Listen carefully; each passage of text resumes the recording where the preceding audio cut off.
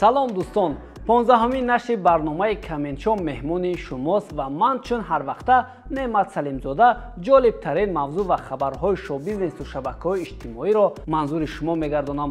Барномаҳои мо ҳамарӯза тариқи рилс дар шабакаҳои иҷтимоӣ ва шакли пурраи онҳо дар YouTube пахш карда мешаванд. Албатта мо ҳанӯз ҳам ба нуқтаи ниҳоии барнома нарасидем ва барои ин ҳар рӯз талош мекунем то барномаи худро ҳарчи беҳтар намоем. Илова бар ин мо имкони таблиғи кори ширкат ва молу маҳсулоти шуморо дар барнома дорем. Масалан, мо метавонем дар бораи шумо мисли хабар гуфта гузарем ё таблиғоти шуморо дар поёни экран нишон диҳем. Агар ролики рекламавии шумо омода ҳаст, пас биёред, мо дар миёни барнома онро пахш мекунем. Хубии кори мо дар он аст ки ин таблиғотро мо дар Фейсбуку, Инстаграм ва Ютуб ҳам нашр мекунем. Барои ҳамин бо дилхоҳ пешниҳод ба унвони ман масъули барнома дар Телеграму WhatsApp бинависед. дӯстон, биёед ба як мавзӯъ яккаме таваҷҷӯҳ кунем. Дар мо масъале ҳаст ки агар гӯсфанд аз пуда қафо монд, гург ӯро мехӯрад. Ва дар бозори нон ҳам гапе ҳаст ки мегӯянд агар ба фармоишгар нонро дер бурдӣ, аллакай онҳо нонвойхонаи дигарро интихоб мекунанд. Лекин дар шоу-бизнес ҳам ин қоида ҳаст. Агар ҳамқадами замон набошӣ ё бо замона насозӣ, шӯҳратро аз даст медиҳӣ. Бо ин гап мехоҳам бигӯям ки дар миёну сарояндагони ҳунармандон ҳамеша коре мод буд. Масалан, чанд сол пеш як мусобиқаи сабти клиптаронаҳо дар кишварҳои хориҷа дар авҷ буд. Аниқтараш сарояндагони мо аз ҳар роҳе истифода карда ба Туркия, Москав ва Дубай рафта намоҳанг омода мекарданд. Ин қадар манзараҳои зебои ватанамонро гузашта дар биёбонҳои мулки араб бо пули калон суруд мехонданд. Барои онҳо муҳим ҳамон бурҷи халифа буду қумзори хуш. акнун ки Москав, Дубай ё Туркия дигар аз муд баромад, зеро ҳоло ба Дубай рафтан мисли аз изгоҳи Универмаг то изгоҳи бозори Панҷшанбе шудааст. Илова бар ин ҳоло дар ҷаҳони филму намоҳанг ороиши минимализм, яъне содда тренд асту дар ҷое мисли ман нишаста бо омезиши ана ҳамон ду ранг метавонӣ муҳите сохта намоҳанги худро сабт намоед. ҳоло мо зиёд мушоҳида мекунем ки барои сабти ин гуна клипҳо сарояндагони мо ба Узбекистон мераванд. дуруст, ман шахсан баҳои баланд медиҳам ба мазмуну муҳтаво ва ба истилоҳ фантазияҳои коргардони узбек, вале агар ҳамон гуна хароҷотро дар Тоҷикистони худ кунанд, бовар дорем аз дигарон кам намеояд. дар охири ин мавзӯъ мехоҳам чун барномаи шоми танин ба шумо савол бидиҳам ки ҳоло дар миёни сарояндагони мо чӣ муд шудааст? бале, ҳоҷӣ шудан муд шудааст. дар хабаре омадааст ки Ҳазбулло Магомедов дар шаҳри Махачқалаи пойтахти ҷумҳурии Доғистони Русия барои худнамоӣ дар як тӯй ва дағалона вайрон кардани қоидаҳои ҳаракат дар роҳ дастгир шудааст. ӯ ва дӯстонаш аввали ин моҳ ба корвони мошинҳое ки ҳазбик ҳам дар яке аз онҳо нишаста буд, ба бетартибӣ роҳ доданд. ҳазбик ки дар курсии пеш нишаста буд, қасдан ҳамроҳи дӯстонаш роҳро банд карда бо мошинҳои якдигар бархӯрд ё ба истилоҳ драйв карданд. Пулиси Доғистон хабар додааст ки ҳамаи гунаҳкоронро дастгир карда, нисбат ба онҳо протоколҳо оид ба қонунивайронкунӣ тартиб дода шудааст. Вале баъдтар дар шабакаҳои иҷтимоӣ наворҳо ҳам пахш шуд ки гӯё ҳазбик аз боздоштгоҳ мегурезад ва пулис аз пушти он медавад. Рости ман ин наворро чанд маротиба тамошо кардам ва эҳсос мекунам ки навори аслӣ набуда, он аз видеоҳои кӯҳна аст.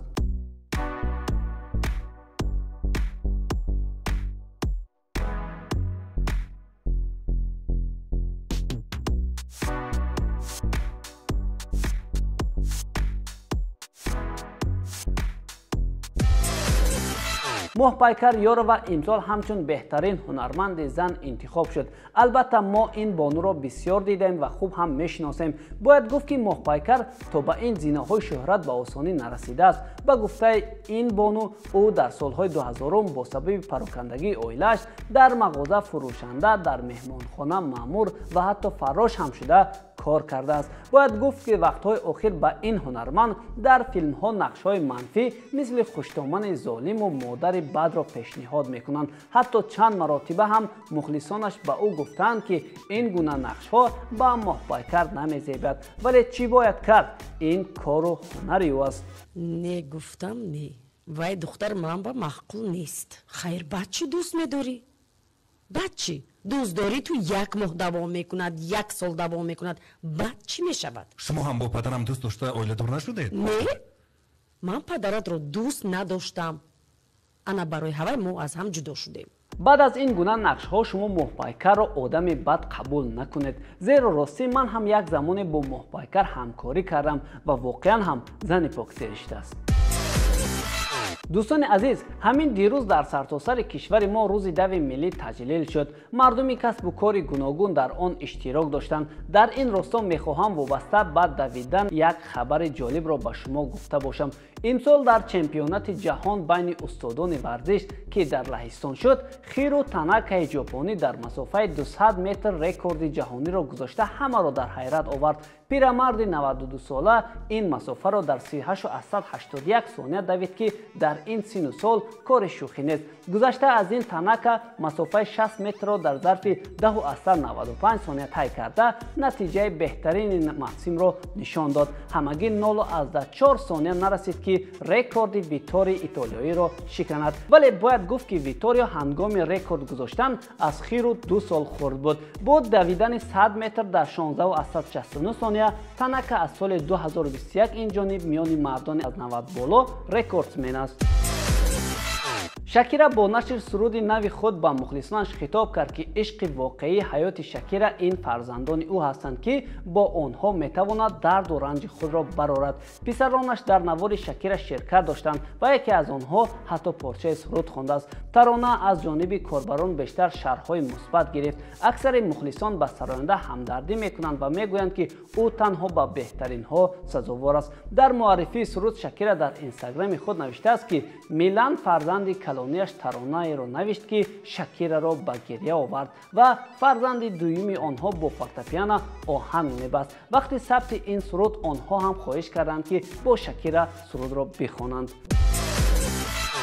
عزیزان، پیش از ادامه برنامه یک بار دیگر میخواهم به اطلاع شما رسانم که اگر شما نو به شبکه ما پیوستید و قسمت اول برنامه را ندیدید، پس به صفحه ما مرور نموده خبرها از حیات شو بیزنس و زندگی روزمره خود همچنین برنامه ها و ویکترینه های جالب را پیدا نمایید و نظر خود را البته که در شرح‌ها بنویسید. همچنین اگر در فکر همکاری در بخش رکلام هستید، پس پیشنهاد خود را به تلگرام و واتساپ ما ارسال نمایید.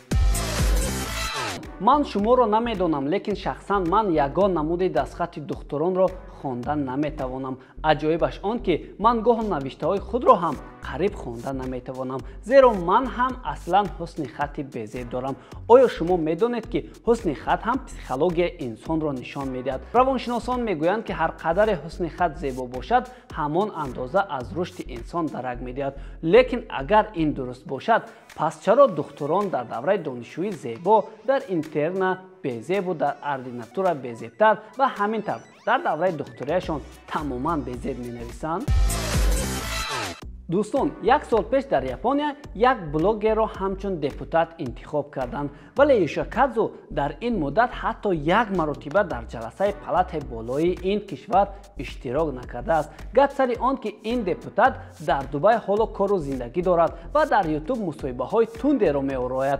پارلمان خواسته است تا آمده برای این بی‌مسئولیتی عذر بپرسد، ولی بلاگر میگوید که جانش در خطر است، چون علاقه نسبت او برای محتوای کانالش پرونده با جرم فریبگرایی گشودند. اگر نآید از منصب دپوتاتی خالی می شود. هر کسی که دور من از اصل خیش باز جوید روزگار وصل خیش. چند پیش سراینده و هنرمند کانادایی که با تخلص The Weeknd مشهور است، در توییتر خود نوشت که میخواهد از بحر تخلص برآمده من بعد با نام اصلی خود ایبل برآمد نماید و گفته ایبل تخلصش حالا برایش چندان پسند نیست. این اقدام او را کاربران با ریاکسیون‌های خود جانبداری نمودند و در یک مدت کوتاه 100,000 لایک گرفت. باید گفت که این سراینده این تخلص را بعد آن گرفته بود که مکتب را پرتافته در یک روز استراحتی خانه را هم ترک کرده رفت. ویکند هم از ریشه انگلیسی روز استراحتی گرفته شده است. ایبل واقعا با این تخلص دستاوردهای زیادی را به دست آورده است. از جمله در ماه مارس امسال او با کتاب رکوردهای گینس همچون سراینده سرشنونده ترین تاریخ در یک ماه از اسپاتیفی وارد شد. در این باره ما خبری هم نشر کرده بودیم.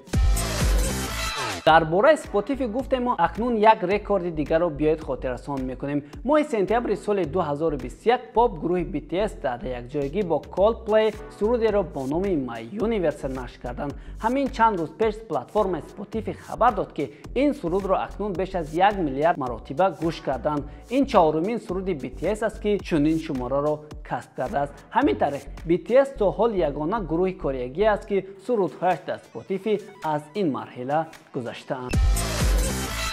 همین طرف دوستان عزیز ما رسیدیم به فرجام برنامه امشبه خود. باور دارم برنامه برایتان هم فراغت بخشید و هم از معلومات خوب آگاهتان کرد. برای همین اگر ما را پیگیری نمودن می‌خواهید پس ما را در شبکه‌های اجتماعی جستجو نمایید و برای همکاری باشد بر رقم‌های ما بنویسید. البته ما با هم کاری را می‌کنیم که به فایده هم باشد. با همین تا دیدن خیر.